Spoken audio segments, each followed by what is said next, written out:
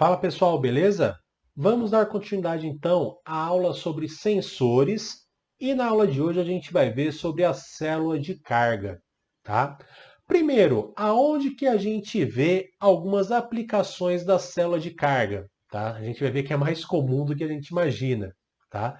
Inicialmente, muitas pessoas têm a rotina do quê? De subir numa balança para verificar o seu peso.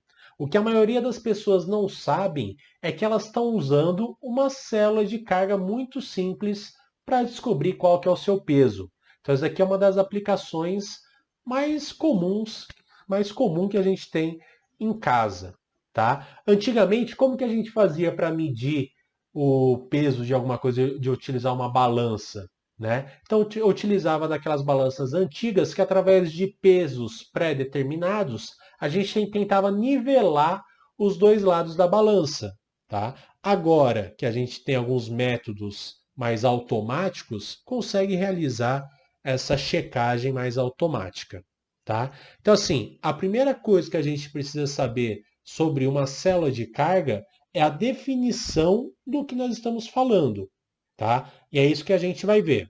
Primeiro, o que é a célula de carga?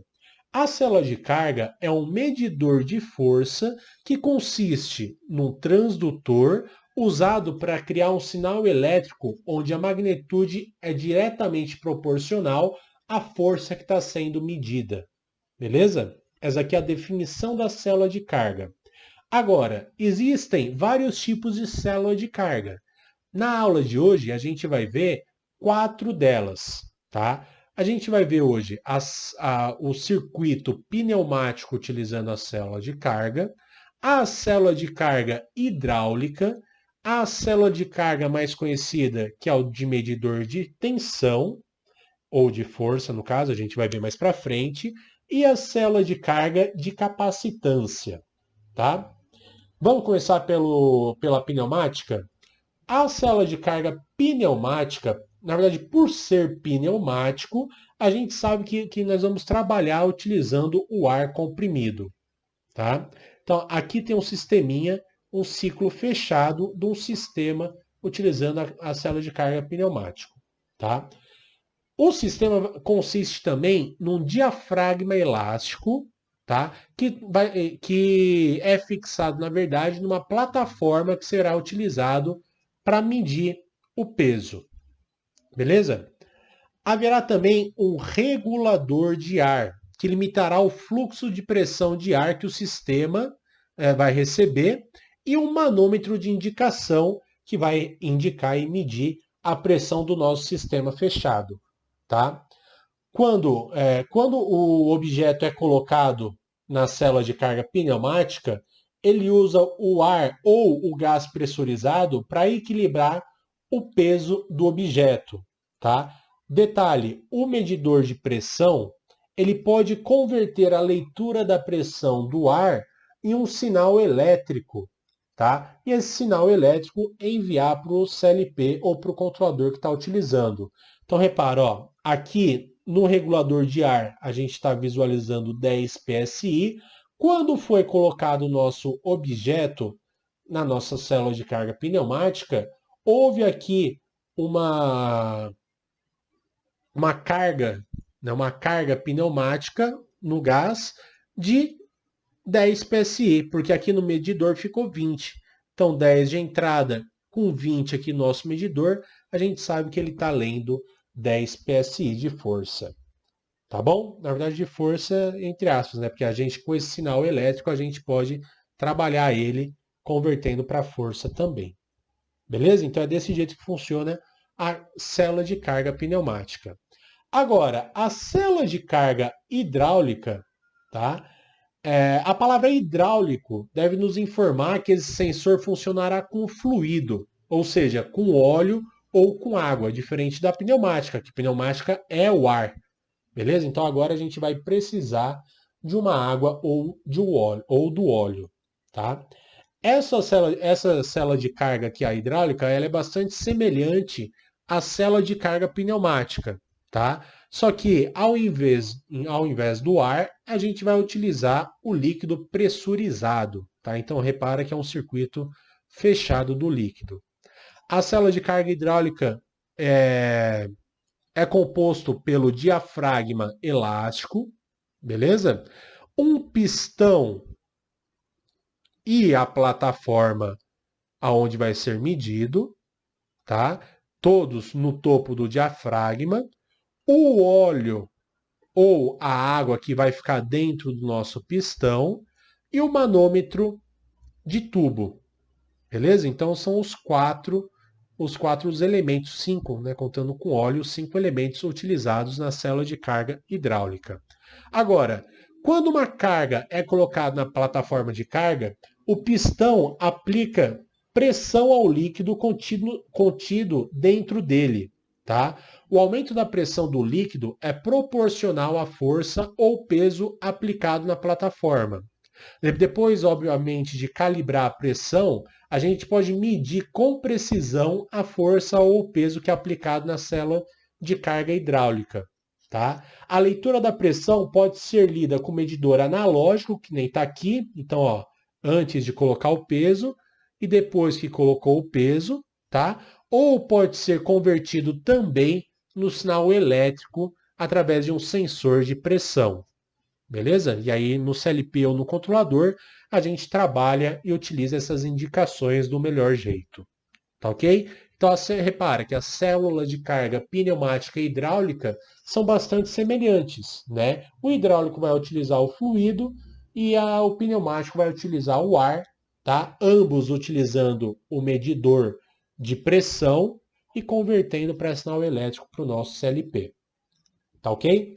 Agora, a célula de carga de força também é conhecido como string gauge, tá? String gauge, tá?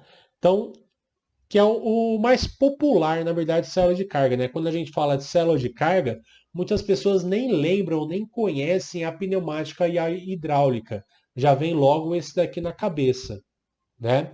A célula de carga de medidor de tensão que nem aquele primeiro slide, né? É utilizado um transdutor que muda a resistência elétrica quando se tem uma força ou uma tensão aqui aplicada na célula de carga, tá? A resistência ela vai ser proporcional à força ou à tensão colocada na célula, facilitando a calibração para uma medição precisa.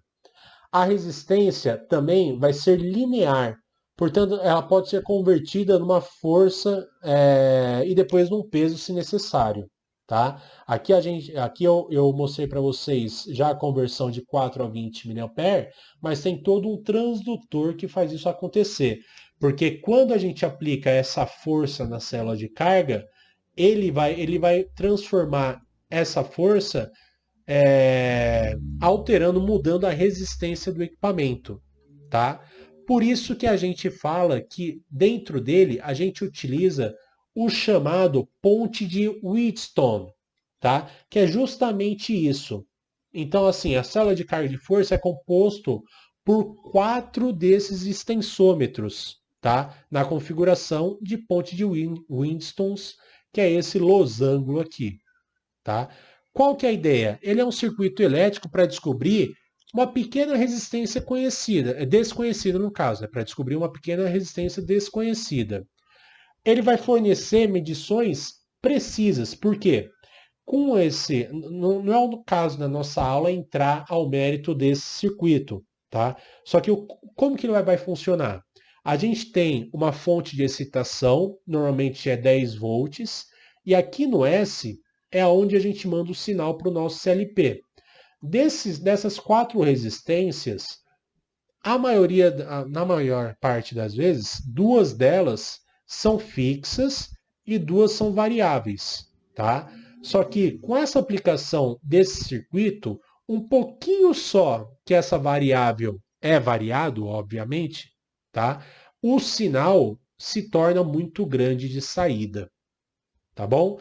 Que nem eu falei, não está na nossa ideia agora entrar a fundo nesse circuito. Só que a ideia é vocês se lembrarem, célula de carga, o que tem? String gauge, tá? É um string gauge, porque muda a resistência, e utiliza uma ponte de Wheatstone para fazer essa medição.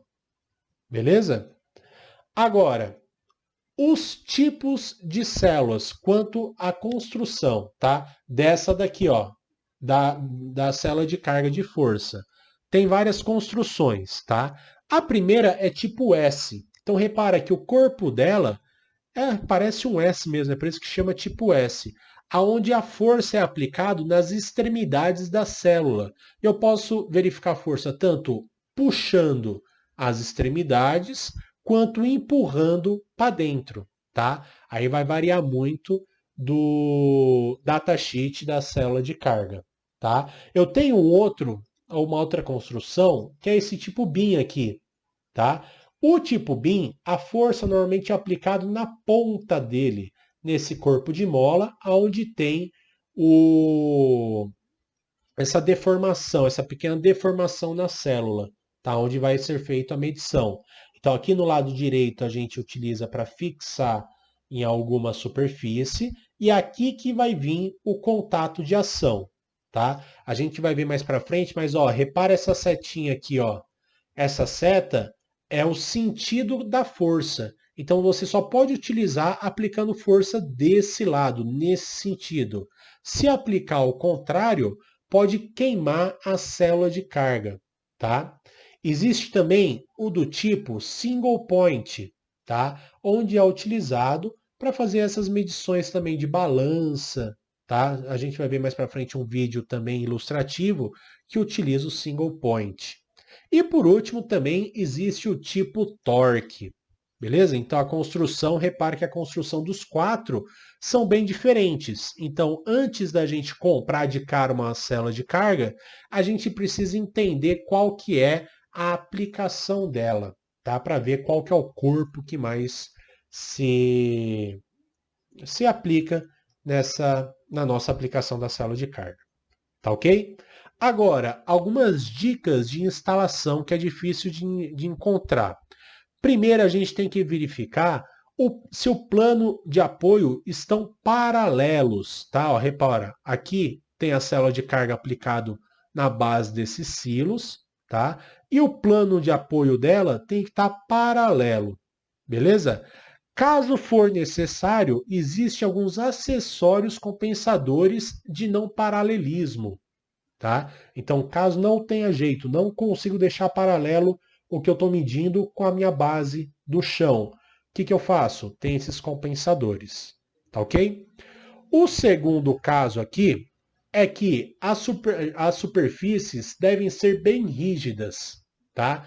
Teoricamente não pode se deformar, senão pode ter erro na leitura. Então repara, ó, esse primeiro aqui eu não tenho rigidez, então eu tenho uma diferença de 500 kg à base que está fixa e rígida, tá? Então o segundo ponto da instalação é superfície rígida. O terceiro ponto, o que a gente tem que verificar? É importante a gente observar a cota de suporte. O que, que seria isso? Isso aqui a gente encontra bastante na folha de dados, tá? No manual, no datasheet. É onde é que ela está sendo fixa, tá? Então, por exemplo, ó, eu não posso fixar ela da metade para trás, ó, deixar toda essa parte fixa. Então, no manual está indicando uma distância correta de apoio, tá? Se eu deixo muito grande isso, pode me dar erro de leitura e até danificar a célula de carga. Beleza? Repara aqui também, ó, que nessas animações, o que eu estou medindo, eu estou aterrando ao chão. Beleza? Então o aterramento sempre é muito importante também para a segurança do operador. Tá ok?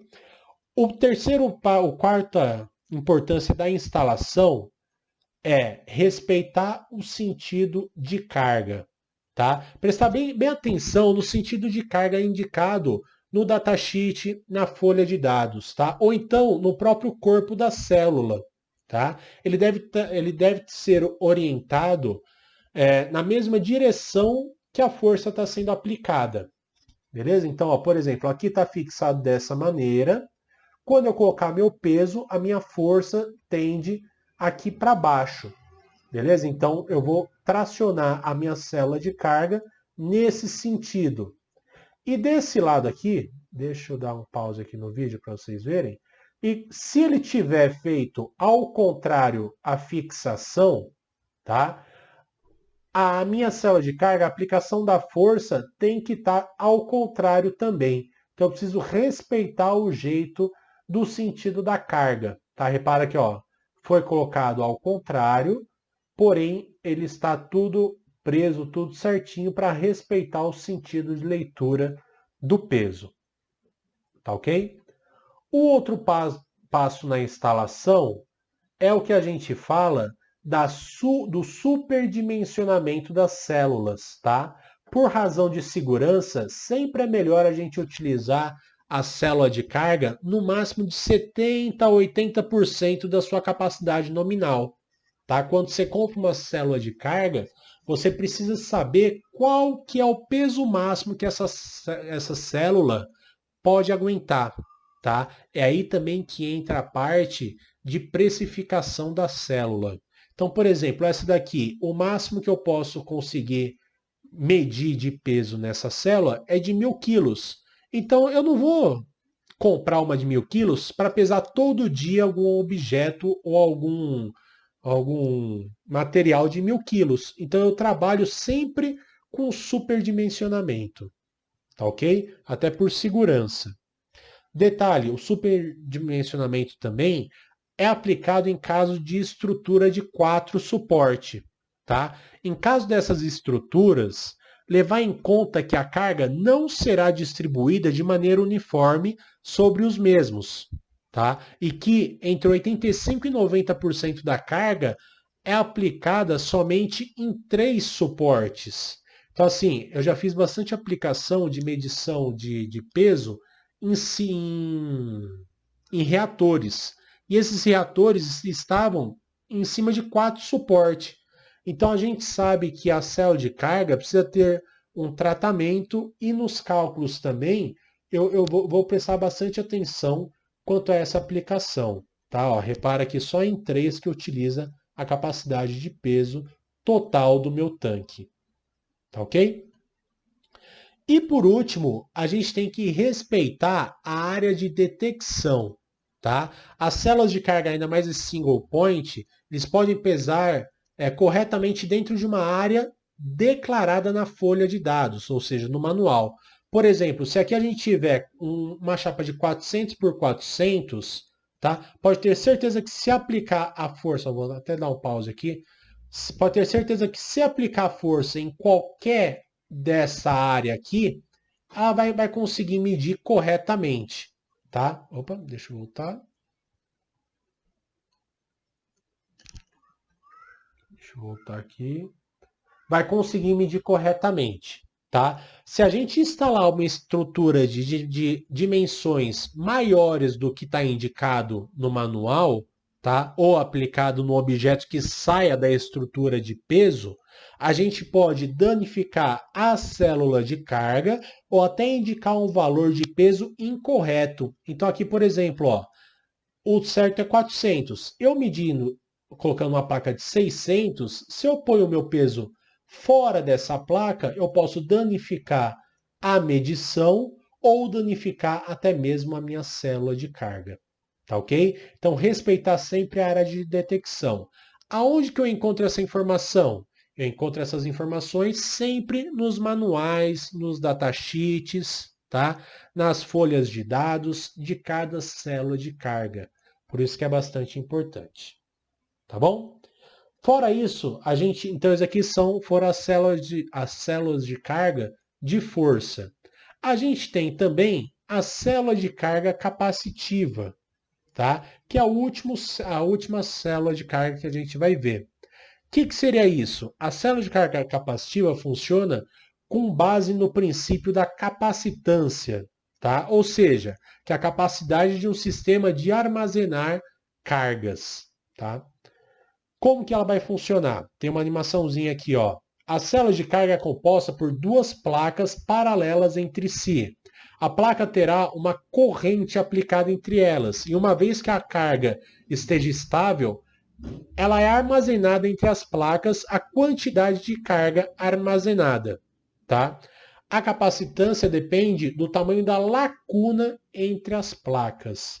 Então, coloco polaridade nas duas placas, eu tenho uma distância aqui de quantidade de carga armazenada, tá? Que vai depender muito do tamanho das lacunas dessas placas. Então é dessa maneira que a gente vê a célula de carga capacitiva. Difícil de aplicar, tá? A mais comum de aplicação é a que eu mostrei agora há pouco.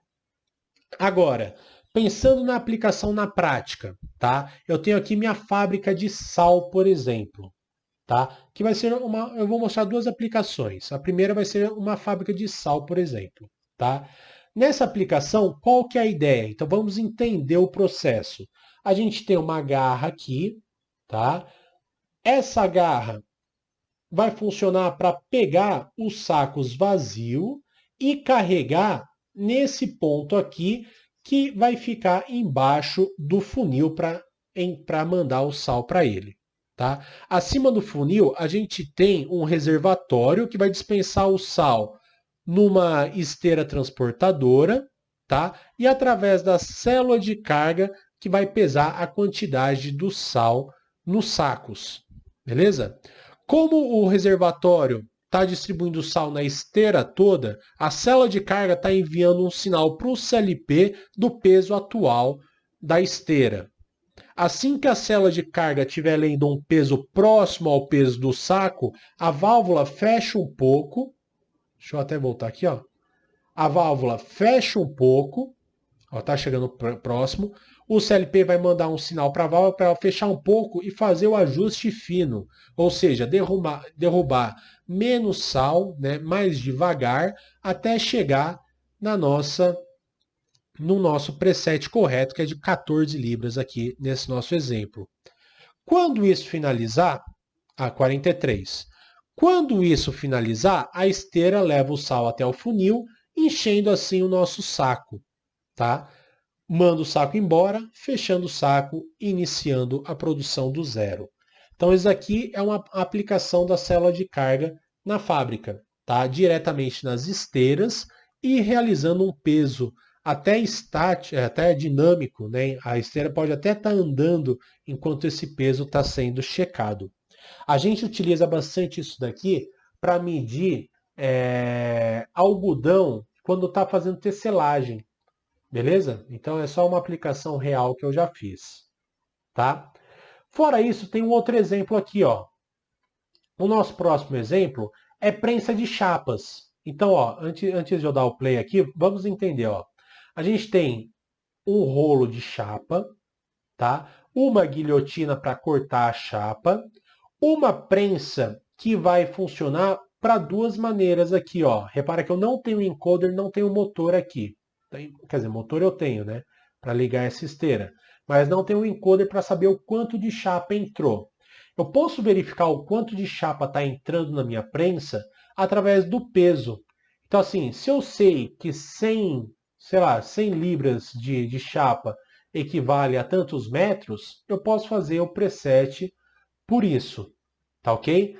Quando chegar nessa medida, então eu vou dar o play aqui para vocês verem, ó. Vou puxar a placa, quer ver? Vou puxar a chapa e está começando a contar a medida. Quando chegar a 100, eu corto e preparo para prensar. Quando eu prenso, eu estou emitindo uma força na minha célula de carga. É aí que eu faço o preset para ver se a chaparia foi feita correta. Tá? Quando chegar aqui no exemplo a 2.000 libras, quer dizer que foi prensado corretamente. Tá ok? Então, ó, repara, se passa a minha força, olha que legal que aconteceu aqui, ó. Se passa a força aplicada na célula de carga, pode quebrar ou a minha chapa ou até danificar a célula de carga também.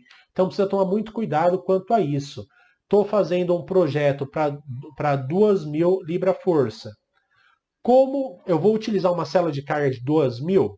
Não, utilizo um range um pouco maior para que não danifique a célula de carga. Se for para danificar alguma coisa, que seja a minha chapa aqui, que eu posso descartar tranquilamente. Tá ok? Então, ó, só mais uma vez aqui para vocês verem. Ó. trouxe o robô para fora, veio o próximo, prensou, tá? E aqui foi o que deu erro. Então, se ele dá certo aqui, ó, vai prensar corretamente. Chegou a 2000, abro a minha prensa e mando minha chapa embora. Tá ok? Então, são duas aplicaçõezinhas aqui, animação de aplicação. Agora, é interessante também a gente saber o como que faz os cálculos, né? Então, algum exercício de aplicação para fazer que nem nós fizemos nas aulas anteriores dos sensores. Saber como que eu aplico num CLP, numa entrada analógica, um tipo de célula de carga aqui no sistema. Vamos lá, no enunciado está assim, ó. Sistema de pesagem para caminhões com range de 0 a 30 mil quilos, ligado a um transdutor de 4 a 20 mA.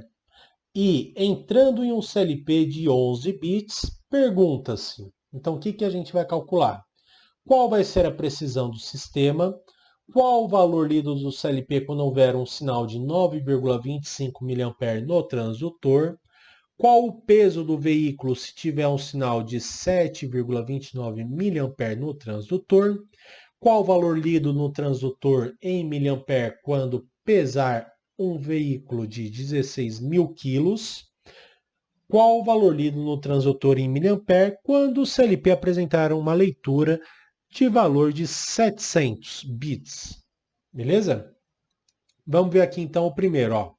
Vamos calcular a precisão do sistema em quilos. Para calcular a precisão, o que a gente tem que ver primeiro? Qual que é a resolução do nosso CLP?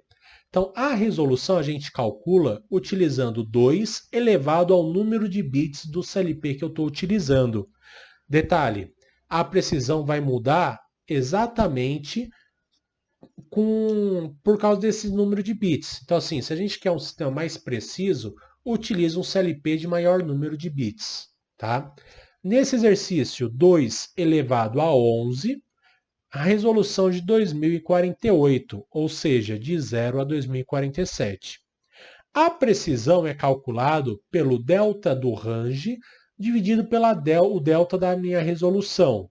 Tá? O delta do range é de 0 a 30 mil. Então vai ser 30 mil. Dividido pela resolução, que é 2048. Então aqui a nossa precisão do sistema é de 14,6 kg por bit. Tá? Então precisa tomar muito cuidado, porque se a gente quiser utilizar o mesmo sistema para medir, sei lá, uma moto, tá? A precisão vai estar um pouco diferente. Não vai dar muito certo isso, porque 14,6 quilos por bit mudados, né? Então, assim, uma coisa em grande escala. Quando a gente quer um negócio mais preciso, precisa aumentar um pouco a precisão do sistema. Tá bom? Então, essa aqui é a resposta da alternativa A. Alternativa B. Qual o valor lido pelo CLP quando houver um sinal de 9,25 mA no transdutor? Então lembra, eu sempre gosto de colocar uma colinha aqui de tudo que a gente está utilizando do enunciado. Tá? O peso, a gente está utilizando de 0 a 30 mil quilos. Aqui está até errado aqui o quilos, né? 30 mil quilos. O nosso CLP, ele vai de 4 a 20 mA. Só que lembra que eu tenho que utilizar o delta, porque eu tenho que começar ele sempre do zero, tá? Então aqui equivale de 0 a 16 mA, tá bom? E o nosso CLP, eu vou colocar aqui também, mesmo não utilizando agora, o valor lido, vou utilizar agora sim. Vou utilizar aqui de 0 a 2047, tá ok? O que eu tenho de enunciado? Bom, eu tenho que o meu sinal do transdutor agora é de 9,25 nessa escala aqui, ó, de 4 a 20 mA. E eu tenho que descobrir esse x. Primeiro, esse 9,25, o quanto equivale nessa faixa de baixo aqui, ó? É só eu subtrair 4, porque eu quero trazer esse cara mais para cá. Então, ó, 9,25 equivale a 5,25 na escala de 0 a 16 mA, tá bom? Então é isso que eu vou utilizar na conta, ó. Agora a regra de 3. 16 mA tá para 2047, assim como 5,25 está para x. Multiplicação em cruz, então eu sei que 16 vezes x é igual a 2047 vezes 5,25. Passo o 16 para lá, então x é igual a isso dividido por 16. Eu sei que o meu x aqui vai ser 671,6. Só que, ó, repara, lembra que eu falei para vocês, aqui tem número com vírgula? Não tem. Então, isso aqui a gente pode arredondar para cima, né? Como passou do 5, vamos colocar que a resposta correta é 672. Então, quando tiver 9,25 mA, eu vou ler no meu CLP, no meu programa do CLP, 6,72. Tá bom? Próximo caso aqui. Qual o peso do veículo se tivermos um sinal de 7,29 mA no transdutor? Então tá aqui, ó, 7,29 no transdutor de 4 a 20. Vou converter esse valor para essa escala aqui de baixo. Então 7 menos 4, 3,29. E agora sim posso utilizar na minha regra de 3. 16 mA está para 30 mil quilos, assim como 3 está para x.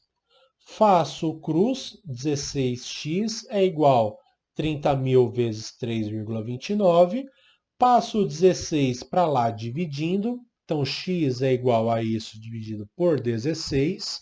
O meu x aqui, resultado do exercício, vai ser igual a 6.168,75 quilos. Tá ok? Então é assim que a gente vai saber esses valores que estão vindo da célula de carga, o quanto equivale em peso. Tá ok? Próximo. Qual o valor lido do transdutor em miliampere quando pesar um veículo de 16 mil quilos? Então, o que a gente tem aqui, ó?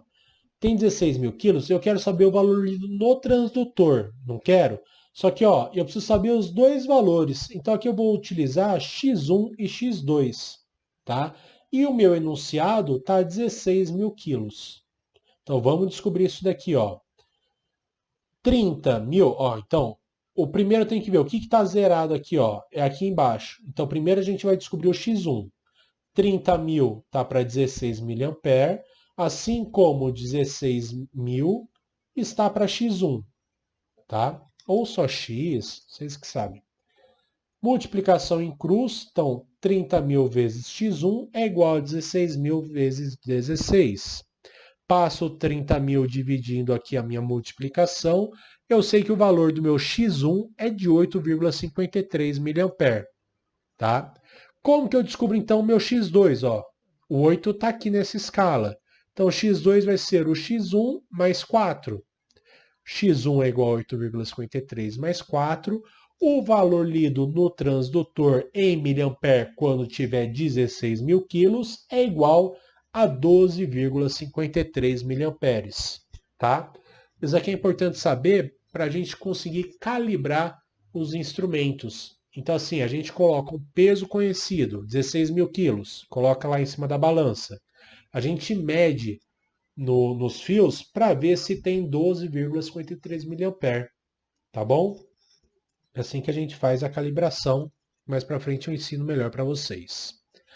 E a última pergunta aqui é: qual o valor lido no transdutor em miliampere quando o CLP apresentar a leitura de 700? Então, tenho aqui, ó. Está aqui 700 nessa escala. Eu preciso descobrir de novo o x1 e o x2. Tá? Não adianta eu parar aqui no x1, porque isso aqui não é o transdutor, é meu delta. Então, vamos lá. 2047 está para 16, assim como 700 está para x1. Multiplicação em cruz. Então, 2047 vezes x1 é igual a 700 vezes 16. Divido Passo 2047 dividindo essa multiplicação, eu sei que o meu X1 é 5,47 mA. Só que não é o meu resultado final. O que eu tenho que fazer? Tenho que somar ao X1 4 mA. Então, aqui na minha resposta vai ser 5,47 mais 4. Meu X2 vai ser 9,47. Tá bom? Viram como é importante essa aplicação de exercício, a célula de carga, os tipos de célula de carga, tá? Prestar atenção quanto à parte de fixação da célula é muito importante e o como a gente trabalha com os valores, tá ok? Então por hoje é isso, tá? É essa aula. Na próxima a gente vai continuar vendo esses tipos de sensores analógicos, tá ok? Até a próxima aula, pessoal. Um grande abraço.